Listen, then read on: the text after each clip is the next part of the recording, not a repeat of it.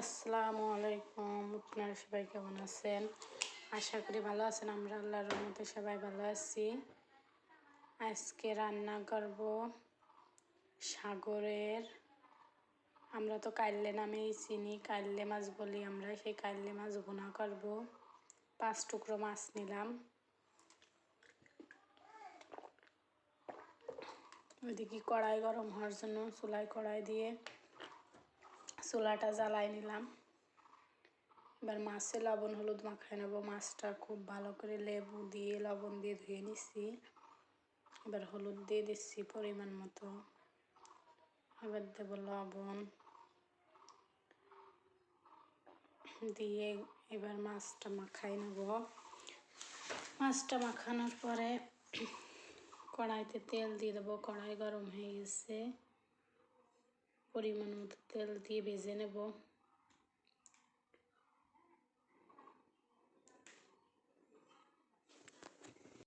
তেলটা দিয়ে দিলাম। এবার তেলটা একটু গরম হোক। পরে তেলটা গরম হতে দিয়ে মাছগুলো মেখে নেব। কে কী নামে চেনেন এই মাছটাকে আমাদের অবশ্যই জানাবেন। আর কে কে খাইছেন। এরকম বড় কাইল্লে মাছ এখনও খাওয়া হয় নাই। এই যেই প্রথম বাইন মাছ খাওয়া হয়েছে সাগরের, কিন্তু কাইল্লে মাছ খাইনি। এই যেই প্রথম কিনে আনলাম।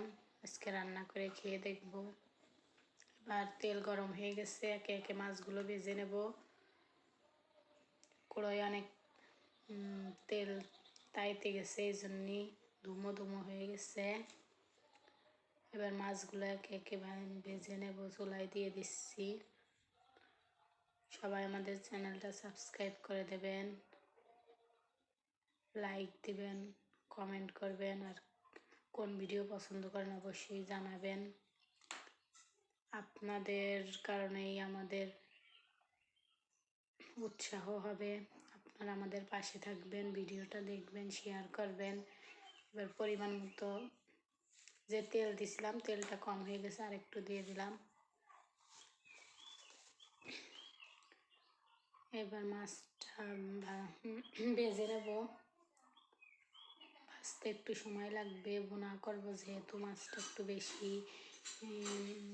ভেজে নিতে হবে। ঝোল রান্না করলে অতটা ভেজে খাই না আমরা। অনেকে অনেক কড়া ভাজা করে খায়, আমরা খাই না এভাবে।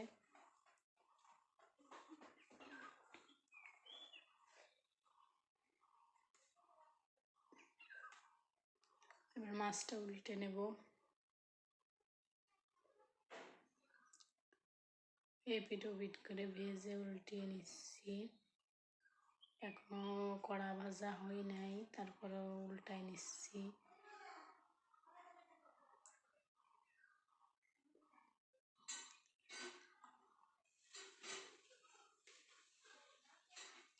মাছ ভাজা হয়ে গেছে, মাছটা উঠাই নিলাম। মোবাইল ধরার মতো কেউ নাই, একাই ভিডিও করছি, এই জন্য একটু সমস্যা হতে পারে, আপনারা মানায় নিয়েন। পেঁয়াজ বাটা দিয়ে দিলাম। এবার রসুন বাটা দিচ্ছি। আমি একবার মশলাগুলো বেটে ফ্রোজেন করে রাখি।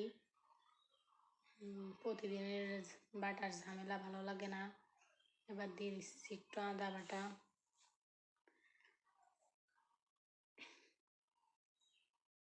একবার বেটে রেখে দিলে অনেক দিন খাওয়া হয়, পরে এগুলো শেষ হয়ে গেলে আবার বেটে নিই।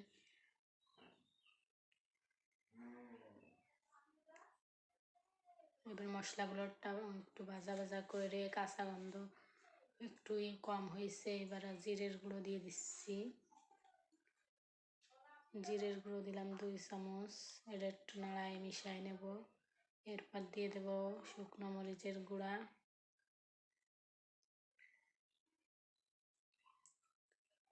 মাসের প্রথম তো বাজারঘাট সবই শেষ, টাকা পাঠাতে বাজারে যাব, সব মশলাই প্রায় শেষের পথে। মাসে একবারই বাজার করা হয় প্রয়োজনীয় সব, আর কিছু কিছু যখন শেষ হয়ে যায় তখন আনা হয়। এবার দিয়ে দিলাম হলুদের গুঁড়া। এবার আবার একটু নাড়ায় নেব। মশলা দিয়ে দিয়ে নাড়াচাড়া না দিলে তলে পুড়ে যাবে। এবার দিয়ে দেব একটু লবণ,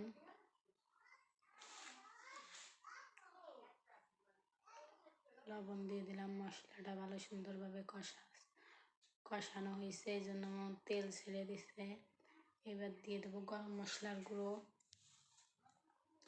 অনেকে ধনিয়ার গুঁড়ো খান, আমরা ধনিয়া খাই না।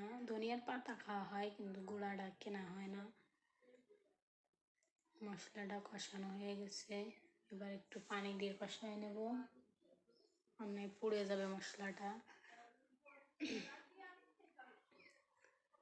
মশলাটা ভালোভাবে কষানো হয়ে গেছে, তেল ছেড়ে দিছে। এবার এর ভিতর মাছগুলো দিয়ে একটু কষায় নেব, তারপর ঝোলের পানি দিয়ে দেব। দেখুন কি সুন্দর মশলাটা কষানো হয়েছে, কত ভালো একটা কালার এসেছে। সাগরের মাছ খেতে অনেক স্বাদ হবে মনে হচ্ছে। এবার দিয়ে দিলাম ঝোলের পানি কষায় নেওয়ার পরে। এবার ঝোলটা ফুটে উঠলে টমেটো দেবো, টমেটো দিয়ে নামাই নেব। দুটো টমেটো টুকরো করে নিলাম। এবার ঝোলটা ফুটে উঠছে, এবার টমেটোগুলো দিয়ে দিলাম। টমেটোগুলো দিয়ে কিছুক্ষণ জাল দিয়ে নামাই নেব। আজকের ভিডিওটা এই পর্যন্ত। ভিডিওটা ভালো লাগলে সবাই লাইক, কমেন্ট, সাবস্ক্রাইব করে দেবেন, আমাদের পাশে থাকবেন।